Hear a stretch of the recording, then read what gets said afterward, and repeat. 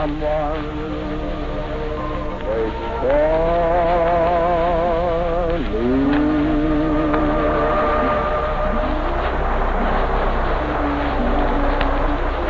This is Fred Allen welcoming you to the Bing Crosby Show, presented by Chesterfield, produced and transcribed in New York with John Scott Potter and his orchestra and Judge Conlon through the mayor. And now here is Chesterfield's boy baritone, Bing Crosby.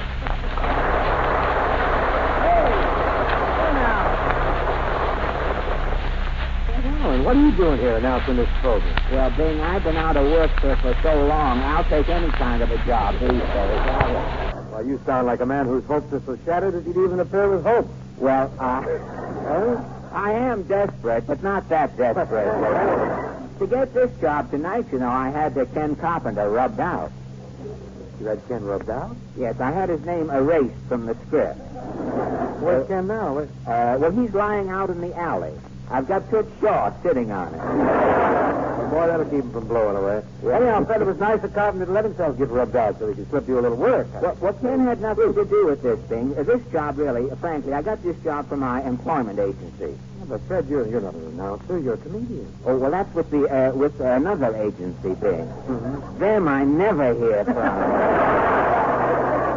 Well, we're flattered. We certainly are flattered to have you with us, Fred, but how'd you ever come to take such a job? Well, at the agency this morning, I was there bright and early. They had two jobs listed on the bulletin board. Well, I could either be the announcer on the Bing Crosby Show, or I could wash dishes at Pickford. So naturally, you chose the more attractive job. Yes, but another dishwasher beat me too. He had his own soap. Yes, but he does got in there, and two guys were put out of work. So here I am. Well, it's a break for us. We're happy about it, Fred. I knew you were coming out to break the case. Oh, Bing, if you've got the oven going, how about a little bread? Think of that stuff? Bing, this morning I stuck my head in the icebox. That's the only meat that's been in there for 6 months. Meat with ears on it. Has no appeal. Nothing at all. You know, food is so scarce around my house, the mice are bringing things back. Oh, you poor fellow. Well, I wouldn't care if I didn't try. But I've been on my toes looking for work. I've been on my knees begging for work. And now I wind up on my way down to your program. It's discouraging. Now, steady, Freddie, steady. Keep your sunny side up. Look for the silver lining. Let a smile be your umbrella. Well, I tried letting a smile be my umbrella. What happened? I wound up with a mouthful of rainwater. Listen, I'd like to suggest you keep your mouth closed until the reservoir is filled, anyhow. You mean if that rainmaker comes through, the mayor might need your shirt for a rainbow there. My lighter mouth. You mean you look like a peacock backing into the sun.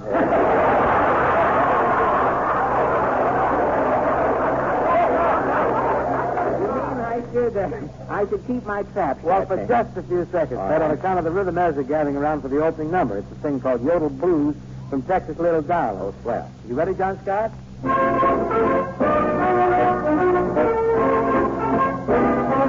Hey, way up to New York City.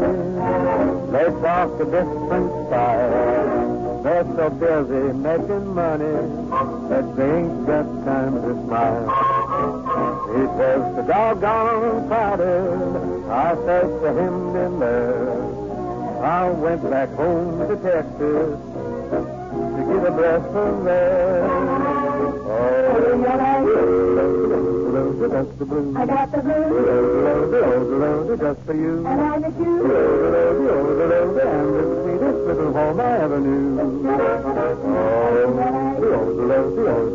when I'm low. When I'm low. Don't you know? That'll sing the blues. Oh, well, they talk a different language. They speak a different brand. Where we say, I'm delighted, they always say, how grand. We say a thing right pretty, they call the same thing chic. Well, you might as well be talking Italian or Greek. Just the blues. I got the blues. The just for you. And I'm the The the sweetest little home avenue. The when I'm low. The don't you know? The that'll sing the blues. Well, you can understand how I felt with my worries and cares, meeting all of them stuck up for strangers, putting on all them airs, high enough for that la-dee-da ineffectual morale. When I tell you, Holmes, that I ain't just a regular gypsy pal.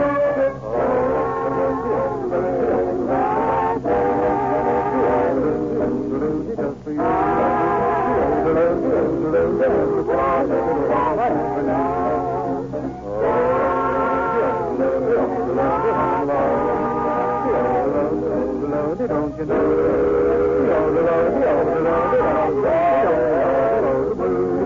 I got the blues just for you. So I sing the blues.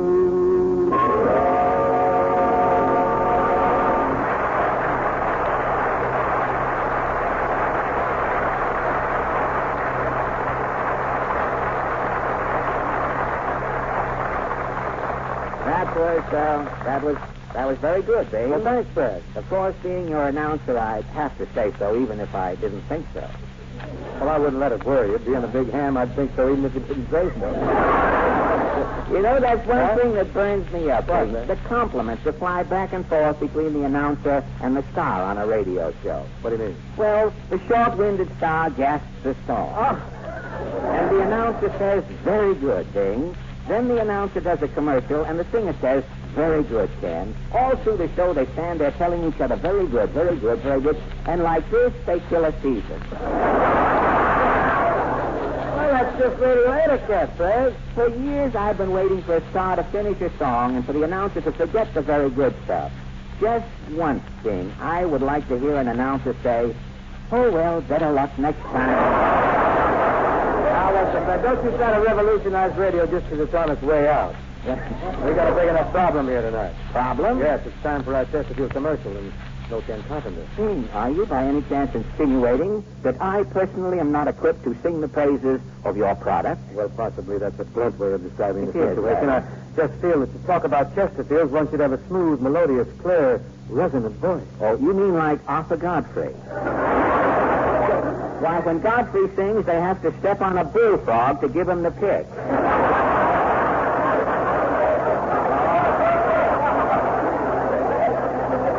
A male frog, too. You're just bitter, and I'm with you. You must admit, when Godfrey talks, he has a lot of warmth and a down-to-earth quality. Well, I know. I call Godfrey the man with the barefoot voice. You know, like I talk through my nose, Yes. Arthur talks through his toes. Well, so much for chit-chat, Bing. I'm here as your announcer, and I shall carry on. Very well, and Godspeed to your lad. Thank you. Now, just what did you say for Chesterfield? Well, for one thing, every time I hear a Chesterfield program, somebody is always saying, be your own cigarette expert. Pretty good idea, don't you think? Well, I'm not so sure, Bing. Fred, you seem to have some hesitation about our making the folks cigarette experts. Why this? Well, I think that you are killing the goose that lays the golden egg. How do you figure that, Fred? Well, why are you on for Chesterfield, Bing? Well, to entertain the folks and sell some Chesterfield. My point exactly. What's that got to do with the golden goose egg, or whatever that cliche was you excavated for the purpose a minute ago? I had Sam Spade dig that up. Now, don't get me wrong, Bing. The cigarette expert idea is good. In fact, it's too good. It's too good. Is that bad? Look, Bing, you are on this show to sell Chesterfield. But when you have an idea as good as this cigarette expert business, you sell too many. Glory be. What I am getting at is that you make every one of us a cigarette expert, and we all buy Chesterfield, you see. Well, with everybody buying Chesterfield, you've sold yourself out of a job. Bing, you are killing yourself off. What a way to go. Well, go ahead, cut your own throat if you want Well, to. Fred, I appreciate your concern, but I'll just have to chance it. Folks, if you'll just be your own cigarette expert, I'm pretty sure you'll smoke Chesterfield. All you have to do is get a whiff, of the milder aroma from a Chesterfield pack. It's much milder. Then smoke the pack, and you'll know for sure that Chesterfields are milder than any other cigarette. Just make this little test for me, and you'll always buy Chesterfield. And their number, sort of in the Temple de Blues, written by Mac Gordon and Joseph Myra for the picture Wabash Avenue. Baby, won't you say you love me? Till you do, I can't feel right. Oh, baby, if you tell me that you love me, I promise not to ask again. That is until tomorrow night. Baby, I need you beside me. Part of everything I do. Try as much, to laugh as much, and love me even half as much as I love you. Won't you say that love me? Wherever I want to ride. Oh, baby, if you tell me that you love me, I promise not to ask again. That is until tomorrow night. Baby, I need you beside me. Part of everything I do. To cry as much, to laugh as much, and love me even half as much as I love you.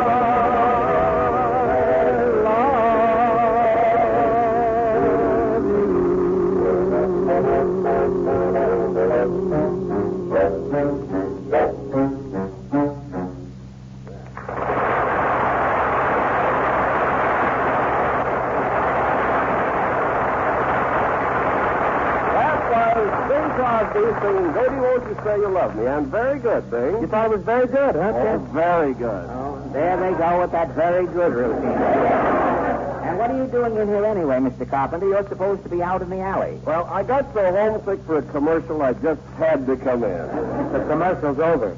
Oh, I could kill myself. Man, a fellow with your attitude never has to kill himself. Somebody else is bound to save him himself. Take it easy. Don't get upset. Well, with Ken back, Bing, it looks as though I'm out of work again. We can figure this out. Ken can be our announcer. And you can even get a better deal. Really? Sure, you can be our guest star tonight. Well, look, now, wait a minute. If I'm going to be the guest star, you've got to give me 2 packs of Chesterfield. Give her a whole carton, kid. A whole carton. Well, who do I see about that? Godfrey. I'm getting the runaround good. Now, relax. Well, look, how can I relax? You have got the relaxation market cornered. No. That's a gross fiction. Big fiction. Now, don't avoid the issue, Bing. I understand that you're shoving off to Europe after next week's broadcast. That's true, Fred. Next week is our big final show of the season, and it's off to the old country. Oh, really? What old country? Any old country. I just gonna. Are you going to London? Oh, sure. I'm going to London to see Joe Palooka fight. Really? And after that, I'm going down to Dover and watch Humphrey Splendid Panel. Oh. Well, Bing, I'm not much of an expert on England, but if you go to France, I think I can be of a little help to you. Speak French, Ben? No, but I have a small book here, Bing. Let me see. How to speak perfect French in 10 minutes. Oh. You can pick out a few phrases. If you meet a Frenchman, you have something to say. You know, now here's a phrase on page 2. Qui a placé le tambour la basse dans ma petite café? Qui a placé la tambour de basse dans ma petite café? What does that mean? Who put the tambourine in my demi-tasse? That, I'm sure. I must have sent that. Now, here's another one. Oh, yes. Quelqu'un a laissé un bout de neige sur les essuie-plumes de mon grand-mère. What's that? Somebody has left a snowball under my grandmother's pen wiper. That sounds clever, sir, but how are you going to work these kind of things into a conversation? Well, it isn't difficult in Paris, Bing. If you're an American, they'll take anything from you. And incidentally, if you're going by boat, I'd like to give you my formula for seasickness. There is only one sure way to prevent seasickness. What's that? wear a tight collar.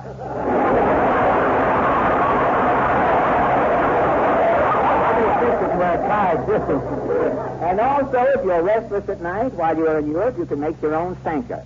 How do I make my own Sanka? Put sleeping pills in your coffee. I appreciate all these tips, Fred. You're very friendly, and inasmuch as you're laying off, I don't see why you don't hop to Queen Elizabeth with me. Well, I'm sorry, Bing. I have to stay here in New York and worry. Oh, don't be so grim. Well, things are pretty bad. There just isn't any money in show business anymore. Look at the money Hope took in when he played with Paramount. Well, that's what I mean. There isn't any left. I hear old father and me really hit the jackpot. Oh, you sure did. You have to go out of town to change a $2 bill now. Hope's grill was bulging when he left town. Bulging when he arrived. Say, Bing, I saw an income tax collector's hand coming out of his bed. Say, Bing, is Bob really as tight as they say? Hey, Fred, do you know that Hope has a burglar alarm on his garbage can? Gosh, I can remember when I had a garbage can, Bing. Furnished and everything. Due on the old avocados in those days.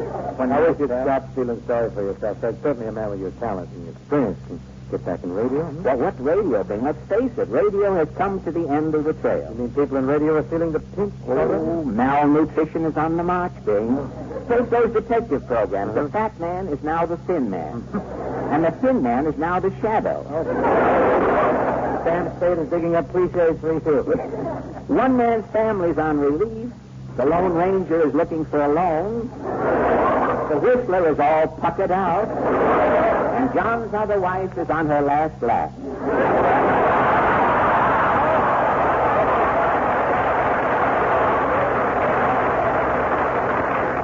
I can't believe it.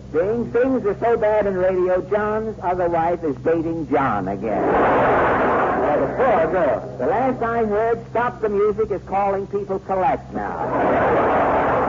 Yes, Bing, it looks as though television is taking over. Well, it's certainly building it. I went out to California this winter, traveling across the country. I saw television aerials on top of buildings, on top of motels, passing farms. I saw them on top of houses. Passing through Albuquerque, I even saw television aerials on top of wigwams. Oh, they'll never get Sitting Bull up now, will they? Well, the Indians really go for it. You know, one store in Albuquerque, Chief Roebuck, I think it is, they have quite a deal there. With every television set, they give away a swivel chair. But why a free swivel chair with every television set in Albuquerque? Well, when a squaw is through watching Maury Amsterdam, she can spin around and let her papoose see howdy doody. Being if I had known this new medium was going to boom, I would have been in it a long time ago. Well, I said you were around here when the whole thing started. Couldn't you see the handwriting on the wall? Well, I could see the handwriting, but after watching television, I couldn't read it. Well, I guess early television was quite a strain on the eyes. Huh? Oh, yes. 2 years ago, a lady I know gave her husband a television set for Christmas. And this past Christmas, his eyes were so sharp, she had to give the poor man a parrot. Parrot? Mm-hmm. The bird sits on the man's lap, watches the television screen, and tells the man what's going on. That solves the problem, I guess. Well, not quite. Now the parrot's vision is getting so bad, he can hardly see what's going on himself. Half of the time, the parrot just sits there and ad-libs.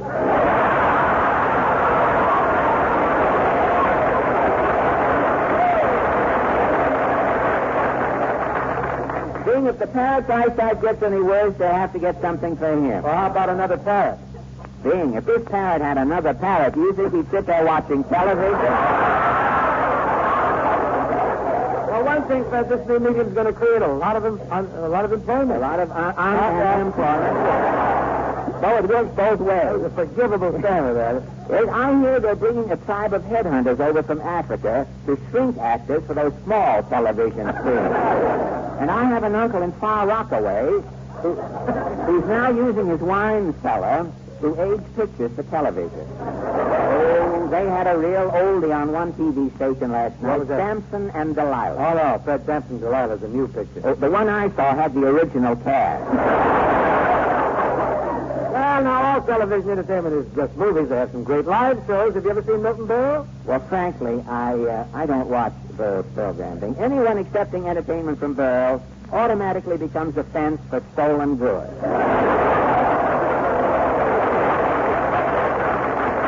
Well, you got to All right, But if you're not going on television, Fred, what are your plans? Well, I'm not writing songs now. I'm trying to get into acting. Yeah? I'm writing City Billy songs. What's that? City Billy. Well, City Billy songs? well, you know, the people who live out in the hills have plenty of hillbilly songs, but the people who live in the city have no folk music. Yeah, that's true, yeah. Now, my songs, instead of being about plows and pigs and dirty old men with beards, my songs are about the white-collar workers, the little men you see in the banks, in the subways, in the department stores. Well, you got a sample of one of those City Billy songs with you? Well, I just finished one. I've got the words and music right here. It's called The Lament of Homer Tracy. Well, this looks pretty good. Why don't we run it over? All right, I'll show you how it goes, Yeah, let's Jake. see this thing.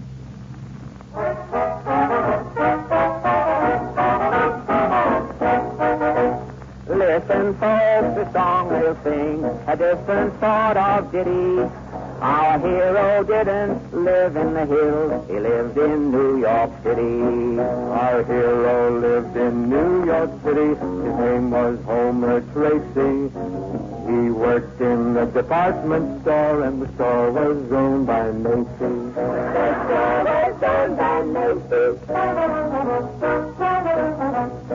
Yes, Homer was a city boy. He wore an Adam hat. He took the BMT to work, and he ate in the automat. Our hero was a floor walker. His name was Homer Tracy. He walked the floor in his apartment store, and the store was owned by Macy's. The store was owned by Macy's. Once Macy's had a girdle sale, the mad mob lost its head. They stomped on Homer till closing time. They left him there for dead. His white gardenia stained with blood, the blood of Homer Tracy. There was gore on the floor of the department store, and the store was owned by Macy's. The store was owned by Macy's. In his coffin, Homer lay with a smile. We knew what the smile on his face meant.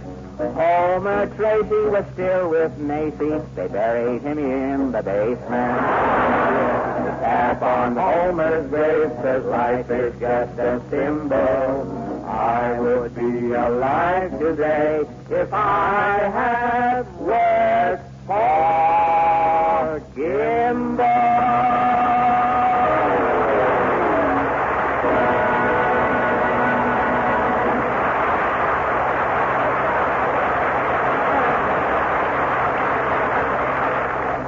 Oh, Fred, that's a great tune. I'm sure that song's going to represent a considerable contribution to the infant musical library of the City Billies.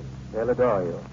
Friends, now for some simple instructions on how each of you can be your own cigarette expert. It's as simple as ABC. A, You buy yourself a pack of these Chesterfields and you open the top all the way. B, you smell the milder aroma that comes from that Chesterfield pack. No other cigarette has it. And lastly, C, You light a Chesterfield and you enjoy this fact. Tobaccos that smell milder, they sure do smoke milder. yes, every man who grows tobacco knows that fact. Tobaccos that smell milder do smoke milder. Now, what goes into a cigarette is what you get out of it. Into every Chesterfield goes the right combination of the world's best mild, ripe tobaccos. And out of every Chesterfield, you get a smoke that's cooler and better. Smoke that's much milder with no unpleasant aftertaste. So make our little mildness test for yourself. Be your own cigarette expert. Buy yourself Chesterfield today and enjoy more smoking pleasure than any other cigarette can give you. Here's a new ballad. Rather, it's an old ballad. It's got quite a bit of mileage on it, but it's being revived. Prominently featured in this arrangement is Mr. Bernie Layton at the piano. It isn't fair for you to taunt me. How can you make me care this way? It isn't fair for you to want me. If it's just for a day. It isn't fair for you to thrill me. Why do you do the thing you do? It isn't fair for you to tell me with those dreams that can't come true, dear. Why is it you came into my life and made it complete? You gave me just a taste of high life, perfect love, and I repeat, it isn't fair for you to taunt me. How can you make me care this way? It isn't fair for you to want me if it's just for today.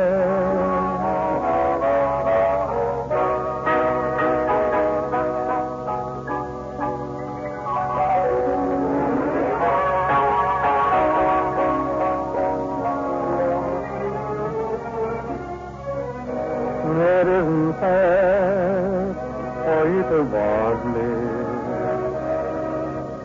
if it's just for today.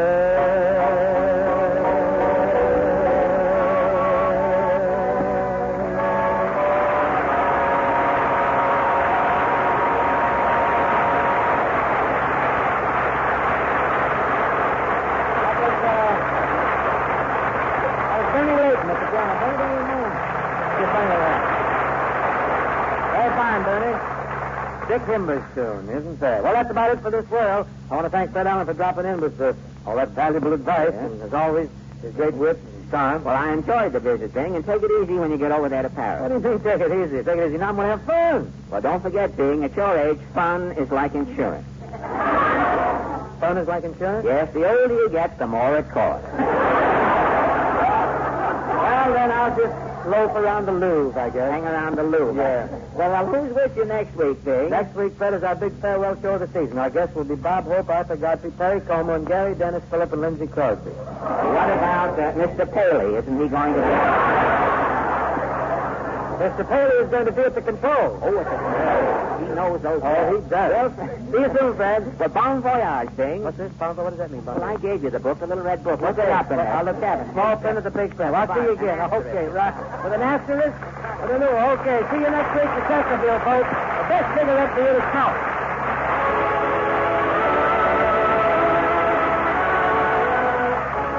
The Bing Crosby Show, presented by Chesterfield, was produced and transcribed in New York by Bill Morrow and Murdo McKenzie. Tune in next week and you'll Bing and his guests, Bob Hope, Arthur Godfrey, Perry Como, and Gary, Dennis, Phillip, and Lindsay Crosby. Chesterfield also brings you Arthur Godfrey 5 mornings a week. And on Saturday night, the Arthur Godfrey Digest, all over these same CBS stations. The George Burns and Gracie Allen Show follows immediately. This is CBS, the Columbia Broadcasting System.